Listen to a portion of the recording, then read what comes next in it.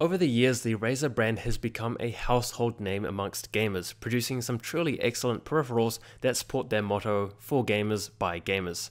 The Razer Blackwidow Chroma, which is what we'll be talking about today, is no exception to that rule. The Blackwidow Chroma is one of the go-to keyboards for those gamers looking for a virtually limitless, customizable lighting experience.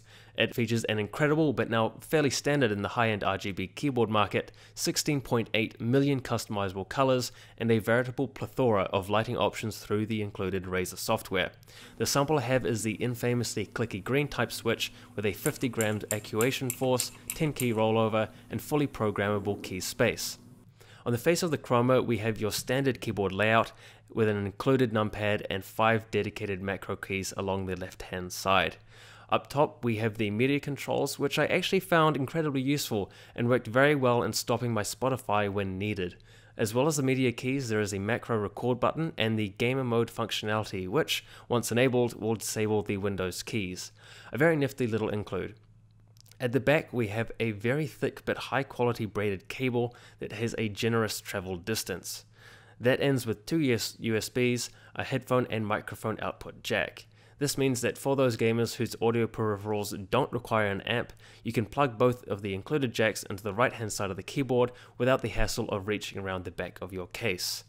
Now, Razer have done a good job in eliminating wasted space by identifying functionality in the dead space of the keyboard, with some illuminated white icons that show the numlock, gamer mode, and macro state. One of the few gripes I had with this keyboard was the fact you can't change the brightness of these, as they are very dull and hard to see during the day. The design and overall aesthetic of the keyboard is something I very much enjoy. Even though this keyboard is built from the bottom up for gamers, they haven't done anything unnecessarily flashy, keeping to a surprisingly minimalistic and sleek appearance. With many of the gaming keyboards absolutely plastered with the company's logo, the only thing reminding us that this is in fact a Razer product is the illuminated logo seated on the bottom of the keyboard. The logo itself is encased in some fairly glossy and very fingerprint sensitive plastic. This, as well as the use of plastic for the frame instead of a more durable and premium aluminium, are the only things missing in terms of the physical materials used, especially for a keyboard of this price range. That being said though, it does still feel like a very well built product. The keyboard itself comes in at around 1500 grams and has a surprising amount of heft in the hand, which translates to a very stable platform for typing. Flex is virtually non-existent, and that's thanks to the very solid matte plastic construction. I wouldn't say it's a fingerprint magnet, but it will definitely require some cleaning every once in a while. Moving on to the switches themselves, these keys are not your regular Cherry MX switches. They are in fact custom key switches manufactured by Razer and fulfilled by an undisclosed OEM. In this model I have the green switch, which has a 1.9 pre-travel distance, that is the distance it takes for a keystroke to register, and a 50 grams actuation force. The actuation force, while rated at 50 grams, actually felt a lot heavier to my touch, making me think this was more in the range of 70 to 80 grams. Coming from a brown switch Ducky Shine 2 keyboard, I found the overall feel of these switches to be very pleasant. With the actuation force actually being quite high, I found myself typing with less misclicks, which translated to more accurate key presses while gaming and typing. I can't claim that it helped my competitive play in any way, but I did enjoy the time I spent with this keyboard in game. Compared to the Ducky Shine, I also found the LEDs to be much more vivid and have a more even spread. This was due to the white backing used underneath each key, leading to a much more pleasant and vibrant color. The only gripe I do have with the keys themselves is that they do fall under the clicky bracket of mechanical switches, and as you can hear, they are rather loud and obtrusive to quiet environments.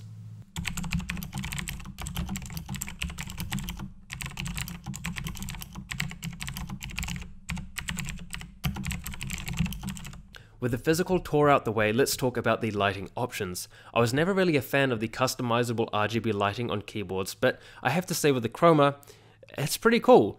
To access the lighting options, you have to download the Razer Synapse software. Now, this is a problem for some people, and if you are looking for a driverless mouse, the Myonix Caster or Zoe Evo may be more up your alley. Me personally though, having had the Razer software installed on my computer for the past 4 years, I've never run into any issues and I find it a very stable and user-friendly piece of software. Razer have made this with usability in mind, and I was extremely impressed with how easy and simple it was to dictate what the keyboard was doing. Within the Razer Synapse software, you have the ability to set light functionality with 6 predefined effects. Breathing allows you to set 2 colors which the keyboard will shift between. Reactive has always seemed a little bit pointless to me, but it will essentially light up depending on the key presses. Spectrum cycling cycles through the color spectrum, and I ended up having the keyboard on this setting for most of my time. Static will keep your color as is for those who don't want anything too crazy, and Wave is the most intense option and quickly cycles through the available color list. You'll also be able to change the direction with that through Synapse. Lastly, we have the Ripple, which activates a ripple from your specific key press. Actually, kinda cool. You can take this even further by using their Photoshop style chroma configuration utility to really get a unique looking setup. Through the use of layers and the ability to partition your keys depending on location and effect, means that Razer has given the users an infinite number of ways to truly make this keyboard their own. It works by assigning keys to a layer effect, and then you determine the speed, pattern, color, and anything else that you may want to alter. Depending on where your layer is situated will determine what effect overrides others. It's incredibly easy to do, and it's quite fun sinking into it and finding a zany combination that works just right for you. I have heard that the Synapse software is absolutely miles better than the competing Corsair K70 keyboard, so that is something to consider if you're looking at both. To wrap up, the Razer Blackwidow Chroma is an absolutely beautiful keyboard. I was very impressed with the overall build quality and how solid the keyboard felt out of the box. The keys feel fantastic and result in a very satisfying typing and gaming solution. I was admittedly a little taken aback by the volume of the keys when typing, and this was something you should consider if you work in a quiet environment or have others around you. If you'd like a quieter typing experience though, Razer do offer an allegedly quieter switch variant on their website. Adding to that, I do wish that Razer had opted for a metal or aluminium construction, given that the Chroma retails for $250. What the Chroma sacrifices in metal though, it makes up for with a seemingly endless and comprehensive customizability within the Razer Synapse software. The customizability matched with the sleek appearance means that from this base keyboard, Razer has really given you the tools to make this keyboard your very own. Even disregarding the LED aspects of the Chroma, I do feel like this is a very well built and quality keyboard. Yes, plastic has been used for the frame, but it does not by any means make it feel cheap. It still retains that presence and steadiness of a premium keyboard.